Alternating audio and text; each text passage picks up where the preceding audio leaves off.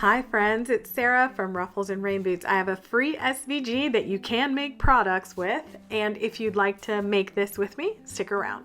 So if you're new here, you can go to your YouTube playback speed settings and slow this down by choosing anything above the normal playback speed. Firstly, you're going to go over to Shop Ruffles and Rain Boots and download this free Pom Pom Bunny SVG set. So you can just search Pom Pom Bunny and it will come up this first one here. It's $0. You add it to the cart. This works on mobile, tablet, and then you choose View Cart, and there you go. You'll have to proceed to the checkout, download, and unzip the file.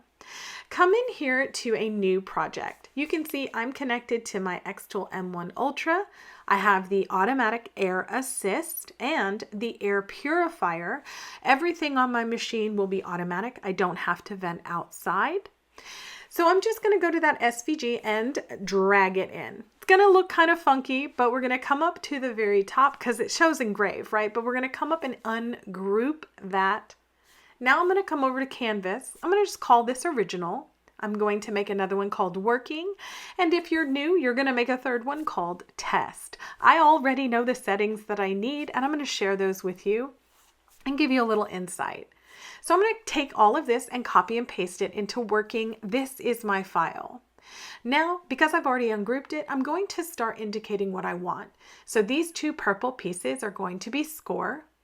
The bunny ears are going to be cut, and the bunny feet are going to be cut. Now, at this point, I'm going to zoom in a little bit, get these out of the way. These here, you have a choice. You can choose bunny nose with teeth and a bunny overlay, bunny nose overlay, or the whiskers with the bunny nose overlay. That's the one I'm going to be using today, but you can always use this one. So that's set to engrave, and that out there would need to be cut. And that's that. If you want that option, you can do that.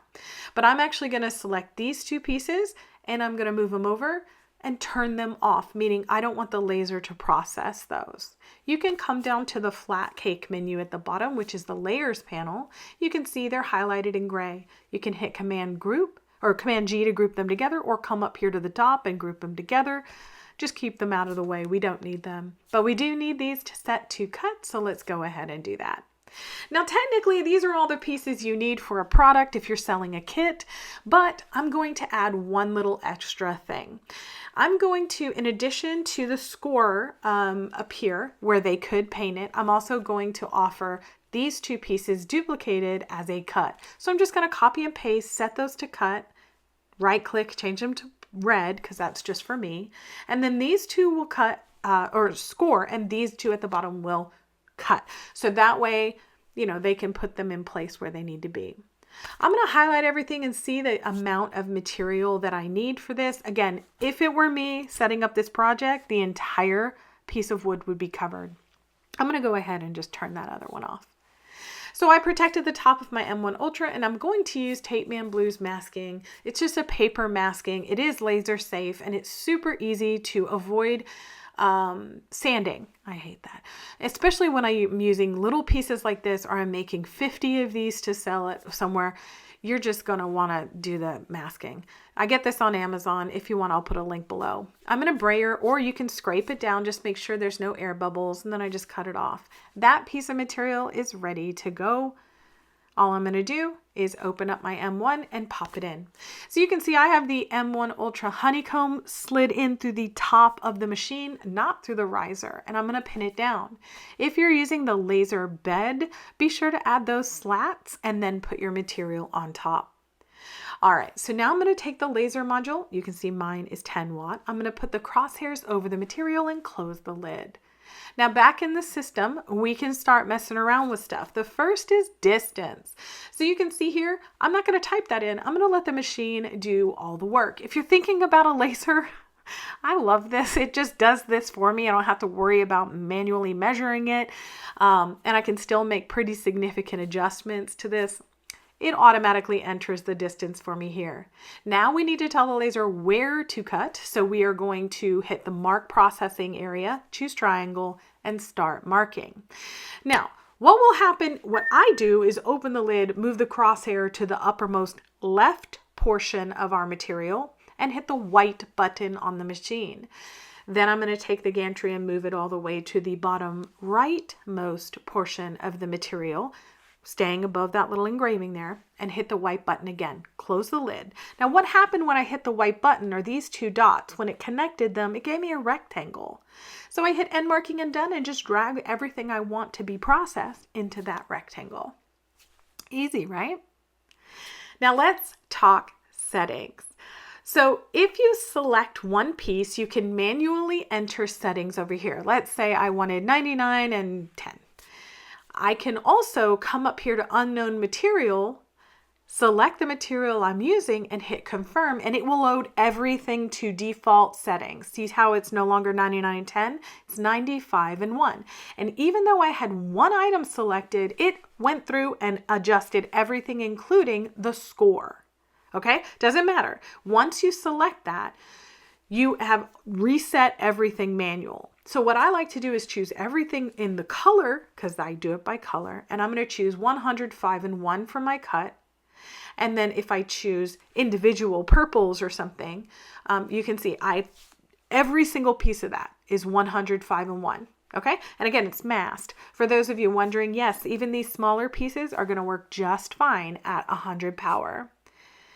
I'm going to show you on the score, it's set 70 and 100 because that was their default, right?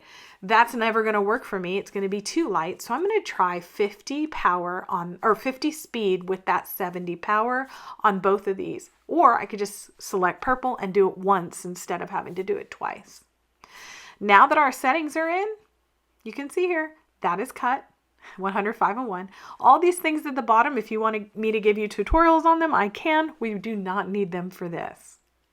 So now that we're ready, we can actually save the file, or you can, I'm just going to pop this down a little bit, stay inside there, or you can proceed. I'm going to go to framing. And framing allows the laser, when you hit the start button in this mode, it will map out with 0 power what you want your laser, or where you want your laser to process. This is great in the beginning when you're learning because it will save you from messing up with some material. So I'm going to hit framing completed and come down below that to process. This is a great screen. It's going to tell you how long it's going to take your machine to process. You can see 4.5 minutes or so for this. I'm going to hit start at the upper right. It's going to send the file to the machine. Then I have to hit start on the machine for it to actually start processing. So this is that repeat here, and now the machine starts processing. So you're going to see, I actually run the score twice. I should have slowed it down even more, but this is the actual laser's working speed at these settings. Oh, sorry, bumped the camera. Here it is, little sped up. Now, once it's done processing, I went ahead and just put everything to ignore except the score and repeated those.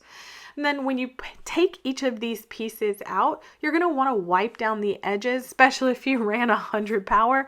But I will say, like, I can run a ton of these on every one of my machines and they come out perfectly. I wipe everything down to remove the char, save the file, and close this out.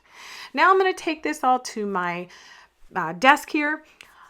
Here you can remove the masking because we've already wiped down all of our edges. You can opt to sand your edges, but I don't have time for that. Thank you. So I'm just going to put this kit together as if we were making the kit together.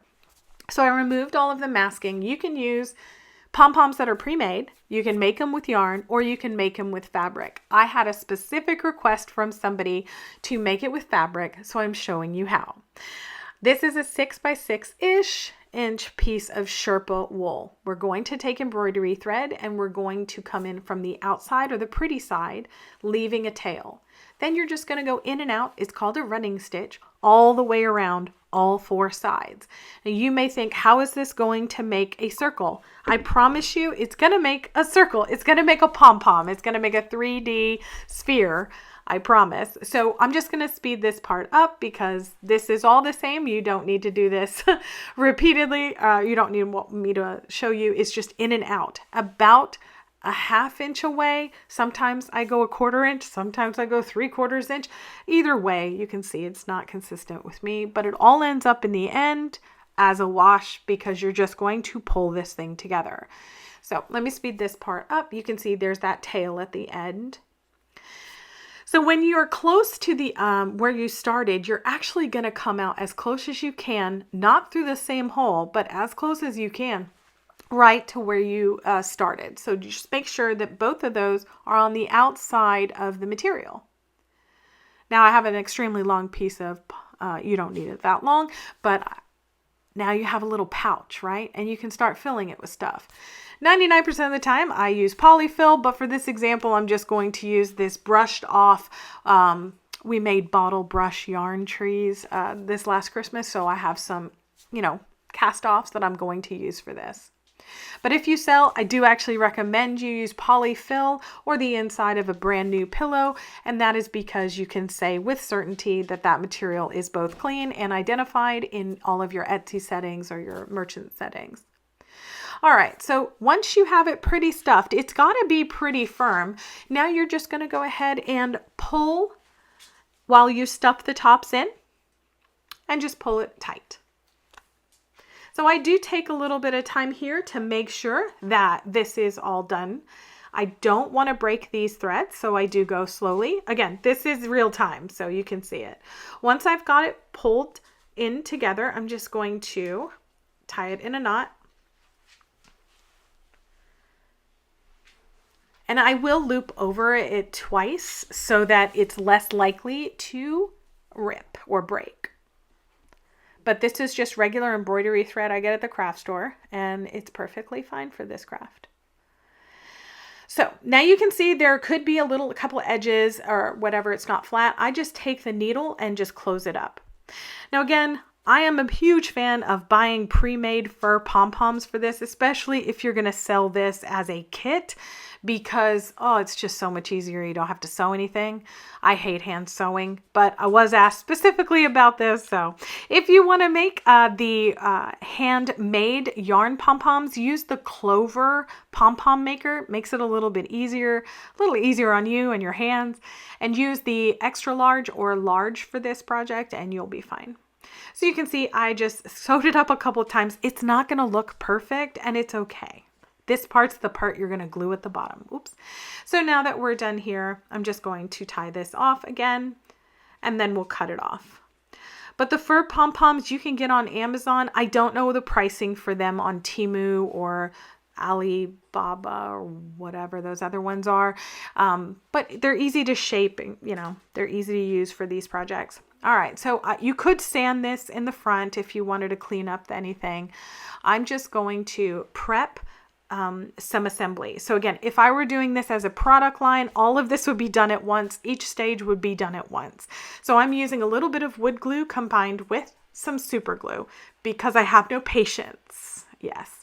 So this again is just for an example. I would send this kit without these being glued down so that they can determine if they want to paint it, add paper, decoupage some paper on there for patterns or whatever.